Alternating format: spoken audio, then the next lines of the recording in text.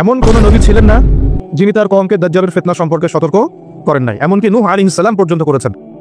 নূহ আলাইহিস সালামের তার কওমকে দাজ্জালের ফিতনা সম্পর্কে সতর্ক করার কি প্রয়োজন ছিল? কারণ আমরা তো জানি যে দাজ্জাল বের হবে রাসূল সাল্লাল্লাহু আলাইহি ওয়াসাল্লামের উম্মতের মধ্যে। কথা ঠিক না বেঠিক? দাজ্জাল বের হবে আখিরুজ জামানে, শেষ জামানায়, এবং উম্মতে মুহাম্মাদির ফিতনা। তাহলে নূহ আলাইহিস সালাম কেন তার কওমকে এই ফিতনা সম্পর্কে সতর্ক করতে গেলেন? ভাবার বিষয় না? তার মানে কি দাজ্জাল তার সময়েও পৃথিবীতে ছিল? একটা প্রশ্ন থেকে যাবে। আমরা জানি না, হয়তো বা থাকতেও পারে, কে জানে, শুধু আল্লাহ জানেন। আমরা কিন্তু স্পষ্ট করে বলতে পারবো না তিনি ছিলেন কিনা। আমরা এতটুকু জানি হাদিস থেকে রাসূলুল্লাহ সাল্লাল্লাহু আলাইহি ওয়াসাল্লাম বলেছেন, তামিম দারি একজন সাহাবী, কি নাম? তামিম দারি রাদিয়াল্লাহু আনহু। তিনি একবার 30 জন বা 40 জন সাথীকে নিয়ে সাগরে সফর করতে শুরু করলেন। প্রচণ্ড ঝড় আসলো, সাগর তাদেরকে প্রায় 1 মাস সমুদ্রের মধ্যে ঘুরালো। এক পর্যায়ে একটা দ্বীপে তারা নোঙর করতে পারলেন। সেই দ্বীপে তারা একটা প্রাণীকে দেখতে পেলেন, যেই প্রাণীর গায়ে প্রচুর লোম ছিল। কি ছিল? লোম। এত বেশি লোমকূপ যে তার চেহারা কোনটা আর পিছন দিক কোনটা এটা আইডেন্টিফাই করা যাচ্ছে না। এবং বিস্ময়কর বিষয় হচ্ছে এই প্রাণী কথা বলা শুরু করলো। তারা বলল, তোমরা কারা? তারা বললো, আমরা আরব থেকে এসেছি। এরকম কিছু কনভারসেশন হলো। তখন সেই প্রাণী বললেন বা বলল, তোমাদের অপেক্ষা করছে একজন ব্যক্তি, আমার সাথে আসো। তো তারা গিয়ে দেখলেন শেকল দিয়ে একজন ব্যক্তিকে বাঁধা আছে, যেই ব্যক্তি খুবই শক্তিশালী, তাকে শেকল দিয়ে বেঁধে রাখা হয়েছে। এবং সেই ব্যক্তি তাদেরকে জিজ্ঞাসা করছিল, তোমরা কোত্থেকে এসেছো? তামিম দারি রাদিয়াল্লাহু আনহু তিনি বলছেন, আমরা মক্কা থেকে এসেছি, মদিনা মক্কা থেকে এসেছে। কি উদ্দেশ্যে? এই উদ্দেশ্যে। তোমাদের সেখানে একজন ব্যক্তি আছে মুহাম্মদ, তার কি খবর? তামিম দারি রাদিয়াল্লাহু আনহু বলছেন, তার খবর হচ্ছে বালতির মতো। কিসের মতো? বালতির মতো। কখনো তিনি বিজয় লাভ করছেন, কখনো আবার মুশরিকরা বিজয় লাভ করছে। মানে বদরের যুদ্ধে তিনি জয়লাভ করেছেন, উহুদের যুদ্ধে আবার মুশরিকরা মুসলিমদেরকে বিপর্যয়ের সম্মুখীন করেছে। জিজ্ঞাসা করলেন, তাবারিয়া হ্রদ চেনো? তিনি বলছেন, হ্যাঁ চিনি। তাবারিয়া হ্রদে কি পানি আছে?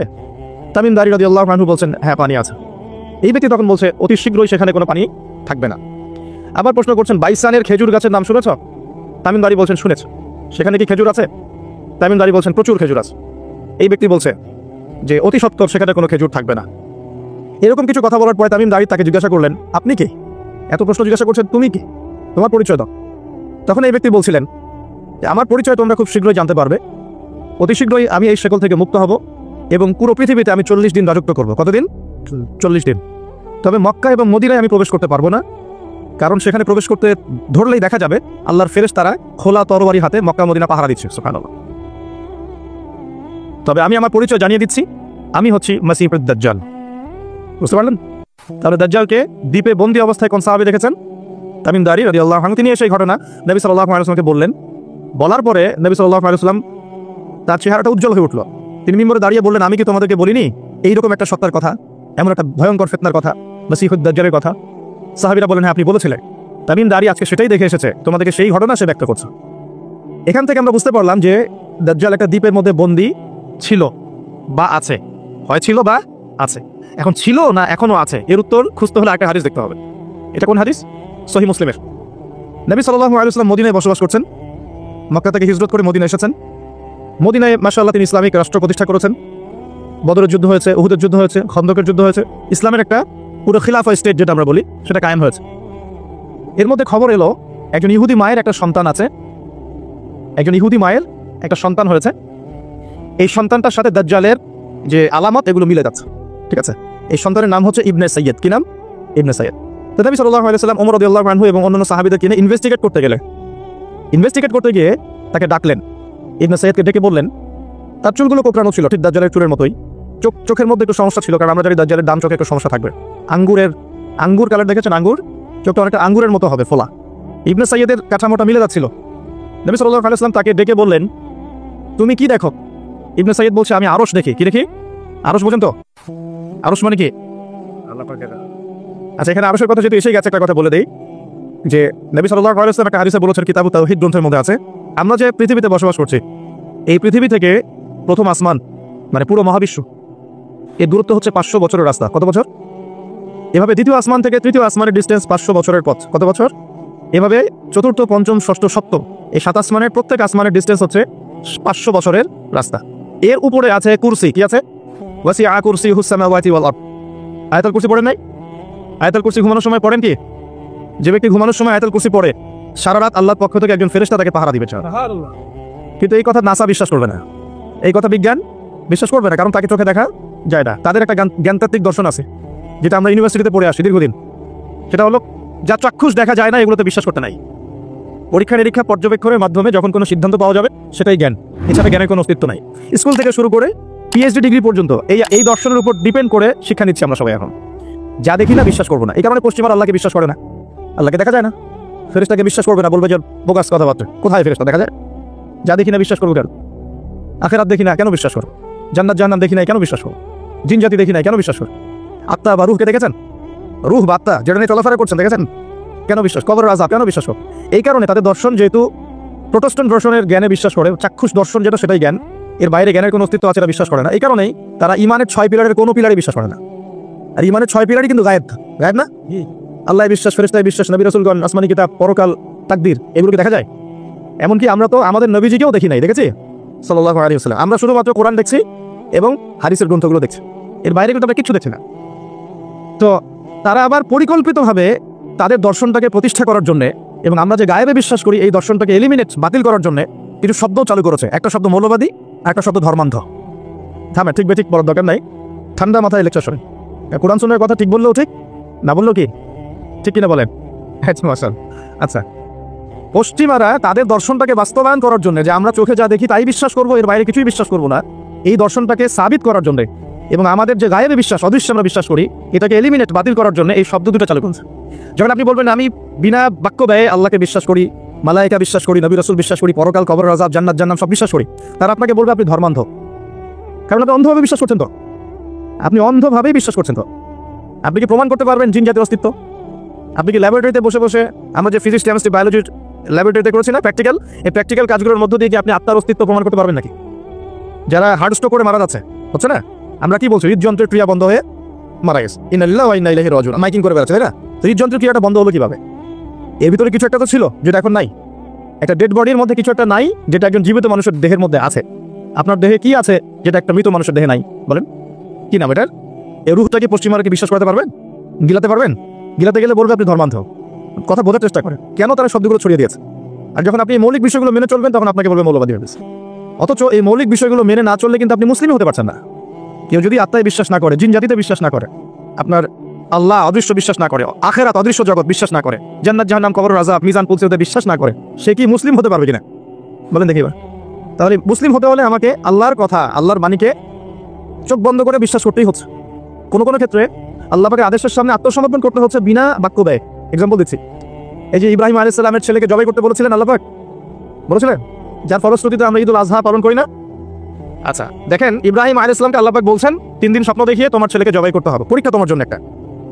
এখন তিনি গিয়ে তার সন্তানকে বলছেন ইন্নী আরা ফিল মানামি আন্নী আসবাহুক, হে আমার সন্তান, আমি স্বপ্নে দেখেছি আমি তোমাকে জবাই করছি, ফানজুর মাযা তারা, তোমার রায় কি আমাকে বলো। সন্তান বলছে ইসমাঈল আলাইহিস সালাম, ইয়া আবাতি ফাআল মা তু'মার, হে আমার বাবা, আল্লাহ আপনাকে যা আদেশ করেছেন তাই করুন, সাতাজিদুনি ইনশাআল্লাহু মিনাস সাবিরিন, ইনশাআল্লাহ আপনি আমাকে ধৈর্যশীল হবেন। এই ছেলের বয়স কিন্তু আমাদের ইয়াং জেনারেশনের চেয়ে অনেক কম। যে জেনারেশন রাত 3টায় অ্যালার্ম দিয়ে যে আর্জেন্টিনা খেলা দেখতে ওঠে, এই জেনারেশনের চাইতে ইসমাইলের বয়স কিন্তু অনেক কম। তার বয়স তখন হয়তো 10 বা 12 বা 14। কি শিক্ষা দিলেন তার পিতা তার মা তাকেও, যে আল্লাহর আদেশের সামনে জীবন দিতেও তার কোনো পরোয়া নাই। বলছে আব্বা আপনি যা স্বপ্ন দেখেছেন, আল্লাহ আপনাকে যা আদেশ করেছেন আপনি করেন। তাহলে কোন শিক্ষার ঘাটতি আমাদের মধ্যে আছে ভাবতে হবে না এগুলো। ইব্রাহিম আলাইহিস সালাম কিন্তু তার সন্তানকে মানুষ করেন নাই, মনে রাখবেন। তিনি মাঝে মাঝে আসতেন, যাওয়া আসা করতেন, কারণ তার আরেকটা পরিবার ছিল সিরিয়ায়, সারা আলাইহিস সালাম, তার আরেকটা পরিবার ছিল, 2 স্ত্রী। তো তাকে মানুষ করেছেন কিন্তু তার মা হাজরা আলাইহিস সালাম। কোন মা? যেই মাকে ইব্রাহিম রেখে আসছেন কাবা ঘরে, মনে আছে? খাবারও ছিল না, পানিও ছিল না। তিনি বলছেন আপনি কেন রেখে যাচ্ছেন? ইব্রাহিম আলাইহিস সালাম বলেন আল্লাহর হুকুমে। এখন এই মা বলছেন যে যদি আপনি আল্লাহর হুকুমে আমাকে রেখে যান, আমাদেরকে রেখে যান, ইনশাআল্লাহ আল্লাহ পাক আমাদেরকে ফেলে দিবেন না। তো এই মায়ের গর্ভ থেকে ইসমাইল হবে না, থেকে আমাদের মা বোনদের গর্ভ থেকে ইসমাইল হবে? আমাদের মা বোনরা কি করে? সারাদিন যে মুভিজ, এই যে সিরিয়ালস, স্বামীকে সম্পত্তির জন্য প্যারা দিতে দিতে স্বামীর হার্ট স্ট্রোক করে ফেলে। বহু স্বামী আছে হারাম খাইতে চায় না, স্ত্রী পাল্লায় পর হারাম খায়। হ্যাঁ, আমি কিছু প্র্যাকটিক্যাল কথা বলছি। বহু স্বামী আছে হারাম খেতে চায় না, সন্তান সন্ততির স্ত্রীদের চাপে পড়ে তাকে 2 নাম্বারই করতে সে বাধ্য হয়। কেন করে? পরিবারের জন্য করে। আমরা কিন্তু বোকা পুরুষ মানুষ, আমরা যারা আছে আমরা কিন্তু আসলে বোকা জাতি, জানেন। আমার বয়স অনেক কম যদিও আপনাদের চাইতে, তবে আমি কিছু বিষয় ফিল করেছি আমার লাইফে, যেটা আমি মনে করি আলহামদুলিল্লাহ আল্লাহ পাক আমাকে নিয়ামত দিয়েছেন। যেমন আমি ফিল করেছি আমার লাইফে যে মানুষের আল্লাহ ছাড়া আপন বলতে কেউ নাই, এটা আমি ফিল করেছি। আল্লাহ পাক ছাড়া একজন মানুষের সত্তাগত আপন, আপনার সত্তা আত্মাগত আপন বলতে আসলে কেউ না পৃথিবীতে। যারা আছে আমাদের আশপাশে সবাই সবার স্বার্থে থাকে, সবাই সবার প্রয়োজনে থাকে। প্রয়োজন শেষ হলে আপনাকে চিনবেও না অনেকে। আপনি আমি যখন ইন্তেকাল করবো এমন হবে 40 দিন পর কেউ আমাদের কবর জিয়ারত করবে কিনা সন্দেহ আছে। এগুলো বাস্তবতা। আর আমরা বোকা কেন জানেন? আমরা এই দুনিয়ার মানুষদের সাথেই, আমার আশপাশের মানুষগুলোর সাথেই সারা জীবন আল্লাহর বিরুদ্ধে চলি, হারাম খাই, সুদ খাই, ঘুষ খাই, দুর্নীতি করে ওদের মুখে হাসি ফোটানোর জন্য। যেই মানুষগুলো আমাকেই চিনবে না পরকালে, দুনিয়াতেই মারা গেলে আমাকে চিনবে না, তো সেই মানুষগুলোর জন্য আমি আল্লাহর বিরুদ্ধে চলে যাই। আমরা বোকা না? আর দেখবেন যেসব পুরুষের সৎ থাকতে চায় তারা শেষ বয়সে খুব একা হয়ে পড়ে। খেয়াল করে দেখেন, যে পুরুষটা সৎ থাকতে চায় শেষ বয়সে গিয়ে দেখবেন তারা খুব একাকিত্বে ভুগছে। এখন একটা কমন সমস্যা এটা। অনেক প্রবীণ মানুষ যারা আছেন তারা কিন্তু একাকিত্বে ভোগেন, খুব একাকিত্বে ভোগেন। স্ত্রী দেখছে না, সন্তান খোঁজ খবর নিচ্ছে না, বন্ধু বান্ধবরা নাই, হ্যাঁ, বৃদ্ধাশ্রমে গিয়ে পড়ে আছে। পরিবারগুলোতে এখন পুরুষ নির্যাতন বেরোচ্ছে আর কি। হ্যাঁ, কথা একটু ভিতর থেকে বোঝার চেষ্টা করবেন। হ্যাঁ, নারী নির্যাতন তো আছেই। আমরা জানি এমন দুশ্চরিত্রের লম্পট অনেক পুরুষ আছে সমাজে, যৌতুকের জন্য মেয়েদেরকে চাপ দেয়, স্ত্রীদেরকে চাপ দেয়, তাই না? শারীরিক মানসিক নির্যাতন করে না?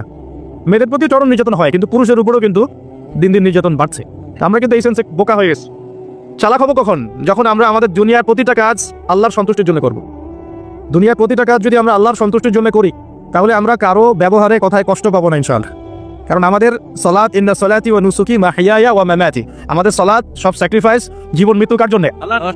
আল্লাহর কাছে আমার এক্সপেকটেশন থাকবে যে আল্লাহর কাছে আমি চাই, কোনো মানুষের কাছে কোনো এক্সপেকটেশন নাই, তখন আপনি কষ্ট পাবেন না। জীবনে সুখে থাকার দ্য ফিলোসফি অফ হ্যাপিনেস হচ্ছে এটা। জীবনে সুখে থাকা, সুখী হওয়ার, এই দুনিয়ার জীবনে সুখী হওয়ার ফিলোসফি হচ্ছে আল্লাহ ছাড়া কারোর কাছে আশা করেন না, এবং আল্লাহ ছাড়া অন্য কারোর জন্য কোনো কিছু করতে যান না, আল্লাহকে সন্তুষ্ট করার জন্য করতে যান। ইনশাআল্লাহ আল্লাহ পাক আপনাকে সবকিছুই দিবেন ইনশাআল্লাহ। সম্মান, মর্যাদা, প্রতিপত্তি, মানুষের ভালোবাসা সবই পাবেন যদি আপনি আল্লাহর হয়ে যান। আমি একটু ভিতরে চলে আসি আর কি, বাইরে আসি আবার, আসেন। তো এই যে কুরসির কথা বলছিলাম, আয়াতুল কুরসি কেন তেলাওয়াত করবেন? কারণ রাত্রেবেলা একজন মালাক বা ফেরেশতা আপনাকে পাহারা দিবে ইনশাআল্লাহ। আর পশ্চিমাদের দর্শন বলে দিলাম, ওরা কিন্তু এই অদৃশ্যের জগতে বিশ্বাস করে না। এই কারণে আমরা যারা অদৃশ্যের জগতে বিশ্বাস করি, আমাদেরকে এইসব সাম্প্রদায়িক শব্দ দিয়ে তারা সারা বিশ্বের বুকে আন্ডারস্টিমেট করার চেষ্টা করেছে। এটা ধরতে হবে এগুলা। সামনে আসেন। এখন কুরসির পরে কি আছে? এই কুরসির উপরে আছে একটা মহাসাগর। কি আছে? মহাসাগর। নাসা কি বলেছে এখন পর্যন্ত? এই জন্য আমরা কেউ বিশ্বাস করি না। কালকে যদি দেখবেন নাসা বলে দেয় হ্যাঁ একটা মহাসাগরের সন্ধান পাওয়া গেছে পৃথিবী থেকে লক্ষ কোটি আলোকবর্ষ দূরে, নাম দিয়ে দিল যে .FM0000mm2, একটা নাম দিয়ে দিল। ওরা তো এরকম নাম দেয় আর কি, তাই না? তখন কিন্তু দেখবেন সারা বিশ্বের মানুষ চোখ বন্ধ করে বিশ্বাস করবে কি না? আমরা কিন্তু আল্লাহর প্রতি চোখ বন্ধ করে বিশ্বাসের জায়গায় এই পশ্চিমাদের উপর এখন চোখ বন্ধ করে বিশ্বাস করি। এটা কি বুঝেন? এটা কিন্তু শিরক হচ্ছে, এটাও শিরক হচ্ছে। তো একটা কথা মিস করে গেছি, ইব্রাহিম আলাইহিস সালাম জবাই করার যে পরীক্ষায় পড়েছিলেন তখন কিন্তু তিনি প্রশ্ন করেননি আল্লাহকে, আল্লাহ একজন মাসুম বাচ্চাকে কেন জবাই করবো, এর পিছনে যুক্তি কি, এর পিছনে বিজ্ঞান কি, এর পিছনে দর্শন কি? প্রশ্ন করেছিলেন তিনি? একদম সামি'না ওয়া আতা'না, আল্লাহ পাক আদেশ করেছেন, চোখ বন্ধ করে পালন করতে গিয়েছে। ইব্রাহিম আলাইহিস সালাম অন্ধভাবে আল্লাহর আদেশ মেনে চললেন না? আর ইব্রাহিম আলাইহিস সালাম সবচেয়ে বড় মুসলিম না আমি সবচেয়ে বড় মুসলিম? বলেন, কে এই উম্মার নামকরণ করেছেন মুসলিম? সূরা হজ পড়ে দেখেন, হুয়া সাম্মাকুমুল মুসলিমিন, হুয়া মানে কে? মিল্লাতে আবিকুম ইব্রাহিম, ইব্রাহিম আলাইহিস সালামের মিল্লাত, তিনি তোমাদের পিতা, যিনি তোমাদের নামকরণ করেছেন কি? মুসলিম। আর আমাদের আদি পিতা হচ্ছেন আদম আলাইহিস সালাম। তো দেখুন প্রিয় ভাইরা, এই মহাসাগরের উপরে আছে কুরসি, যার কথা আমি বলতে গিয়ে এখানে আসলাম। ইবনে সাইয়্যিদ কি বলছে? সে কি দেখে মনে আছে? ভুলে গেছে? ইবনে সাইয়্যিদ কে? নবী সাল্লাল্লাহু আলাইহি ওয়াসাল্লাম যাকে ইনভেস্টিগেট করছেন মদিনায়, কোথায়? একটু খেয়াল রাখেন, তামিমদারি দ্বীপে দেখে আসছেন। কোথা থেকে আসছেন? দ্বীপে। আর নবী সাল্লাল্লাহু আলাইহি ওয়াসাল্লাম ইনভেস্টিগেট করছেন কোথায়? মদিনায়। আচ্ছা, তো এখন এই ব্যক্তি বলছে আমি আরশ দেখি। নবী সাল্লাল্লাহু আলাইহি ওয়াসাল্লাম বলে আরশ কোথায়? সে বলছে আরশ পানির উপরে। কোথায়? পানির উপরে। তখন নবী সাল্লাল্লাহু আলাইহি ওয়াসাল্লাম বলছেন তুমি তো তাহলে শয়তানের আরশ দেখছো। কে আরশ দেখছে? শয়তানের কিন্তু আরশ আছে, শয়তানেরও কিন্তু একটা আরশ আছে। কোথায় এটা জানেন? সমুদ্রের উপরে। অনেকে বলে যে ভাই বারমুডা ট্রায়াঙ্গেলে আছে নাকি? এটা আমরা জানি না, এভাবে বলা যাবে না, এটা আমরা ব্যাখ্যা করতে পারবো না, আল্লাহ ভালো জানেন। তো এখন শয়তানও কিন্তু সিংহাসনে বসে, দিন শেষে বসে ওর যে চেলা চামুন্ডা যারা আছে ওদেরকে ডাকে, ডেকে বলে আজকে কি করাইছো তোমরা? একজন বলে যে আমি তো জেনা করাই দিছি দুজনের মধ্যে, আমি মদ খাইয়েছি মানুষকে, আমি মানুষকে পরকীয়া লিপ্ত করেছি, আমি একজনকে একজনের বিরুদ্ধে উস্কে দিয়ে হত্যা করিয়ে দিয়েছি। এরকম করে শয়তানরা বলতে থাকে। তো ইবলিস বলে না, তোমরা তেমন কোনো কাজ করতে পারো না। ইতিমধ্যে একজন শয়তান এসে বলে যে আমি একটা কাজ করেছি। কি কাজ করেছো? যে আমি একটা পরিবারের স্বামী স্ত্রীর মধ্যে বিচ্ছেদ ঘটিয়ে দিয়েছি। কি করেছে? এটা এখন বেশি হচ্ছে না? বেশি হচ্ছে না? আপনারা খবর রাখেন না মনে হয়, পড়াশোনা করে দেখেন, প্রতি 3-4 মিনিট একটা ডিভোর্সের ঘটনা ঘটে, প্রতি 3-4 মিনিটের মধ্যে। তো এবার শয়তান তাকে ডাকে, এদিকে আসো, তুমি একটা কাজের কাজ করেছো। তখন নিজের গলার যে মালা বা যেটা আমরা গোল্ড মেডেল বলি, অ্যাওয়ার্ড যেটা বলি, এটা তার গলায় সে পরিয়ে দেয়, দিয়ে বলে তুমি একটা কাজের কাজ করেছো।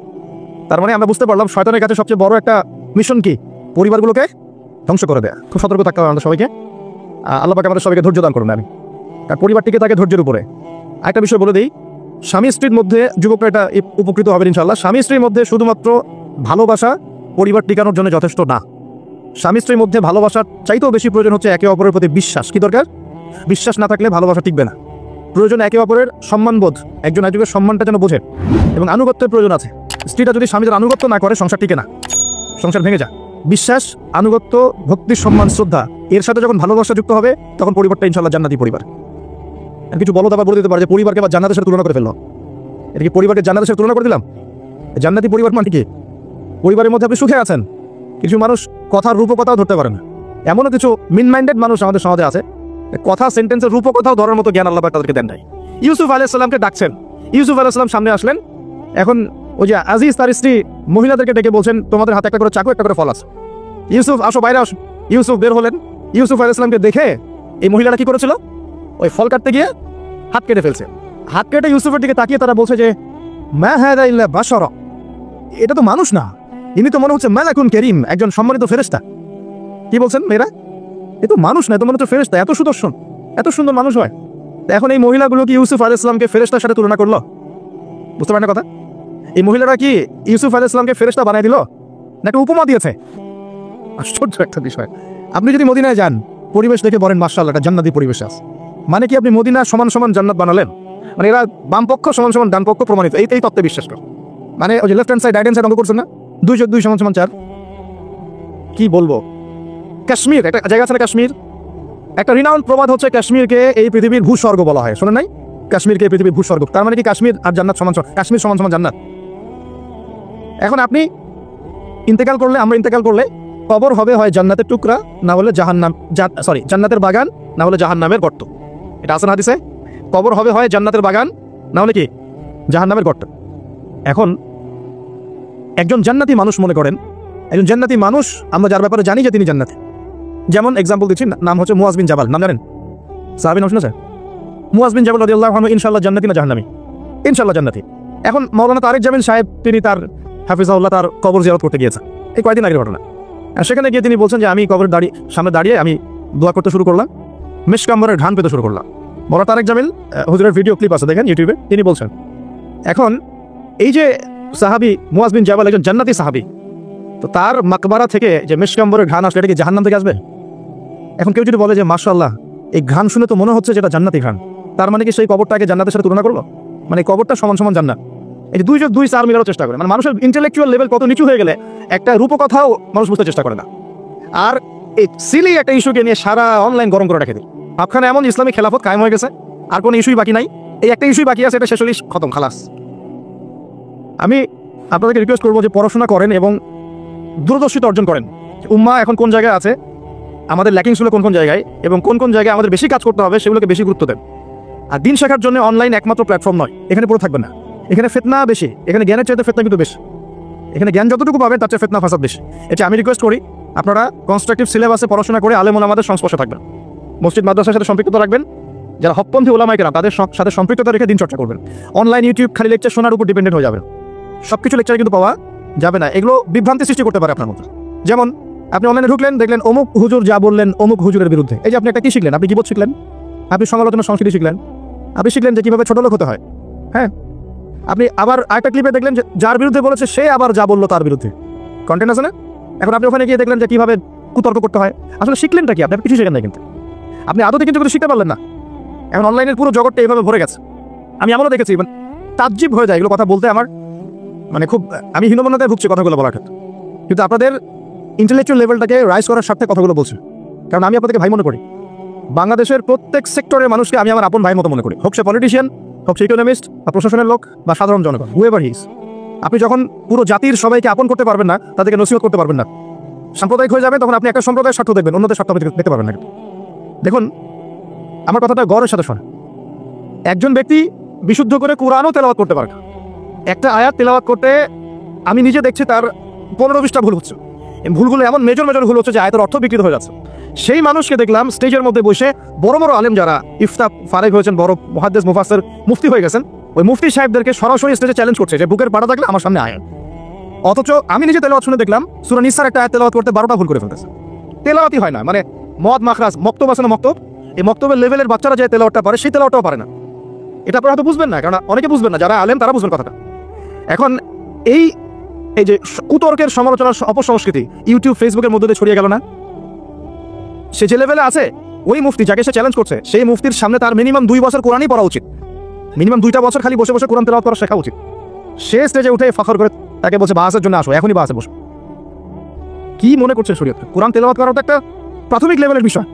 এরপরে ব্যাকরণ জানতে হয়, এর নাহু সরফের জ্ঞান দরকার হয়, এর বালাগাতের জ্ঞান দরকার হয়, এর উসুল জানতে হয়, ইবারত পড়া শিখতে হয়, হাদিসের কিতাবগুলো আপনার গবেষণা করার যোগ্যতা অর্জন করতে হয়, ফিকের বইগুলো পড়তে হয়, উসুলে ফিকের বই পড়তে হয়, উসুলে হাদিসের বই পড়তে হয়, আকীদার বই পড়তে হয়। কত পড়াশোনা করে একজন মানুষ মুফতি হয়, ইফতা করে, মুফতি হয়। আর আমাদের উদ্ধত দেখছেন, এই উদ্ধতের কাছে পড়াশোনা করবে, আলেম ওলামার সাথে সম্পর্ক রেখে সিলেবাস মেনটেন করে পড়াশোনা করবে, শুধুমাত্র অনলাইন ডিপেন্ডেন্ট হয়ে দিন শিখতে চায় না, আপনি বিভ্রান্ত হয়ে যাবেন। এবং এখানে ভালো চেয়ে খারাপ বেশি শিখবেন, সমালোচনা করা শিখবেন, গীবত করা শিখবেন, ঠুনকো বিষয় নিয়ে উম্মাকে ব্যস্ত রাখা শিখবেন, এগুলি হবে। আল্লাহ পাক আমাদের সবাইকে বোঝার তৌফিক দেখ, আমিন। প্রিয় ভাইরা, খেয়াল করে দেখেন, এই ব্যক্তিকে নবী সাল্লাল্লাহু আলাইহি ওয়াসাল্লাম জিজ্ঞাসা করছেন আরশ কোথায়। চলে আসি মূল আলোচনা দিকে, এখান থেকে আমরা আস্তে আস্তে আমাদের ফিনিশিং এর দিকে যাবো ইনশাআল্লাহ। আজকের এই টপিকের সাথে কিন্তু বর্তমান এই ফিফা ওয়ার্ল্ড কাপ রিলেটেড আছে, একটু ধৈর্য ধরে শুনবেন। আমি দাজ্জাল থেকে শুরু করেছি না, আস্তে আস্তে ফিফা দিয়ে শেষ করবো ইনশাআল্লাহ। বসেন, ধৈর্য ধরে বসে, সময় আছে তো হাতে?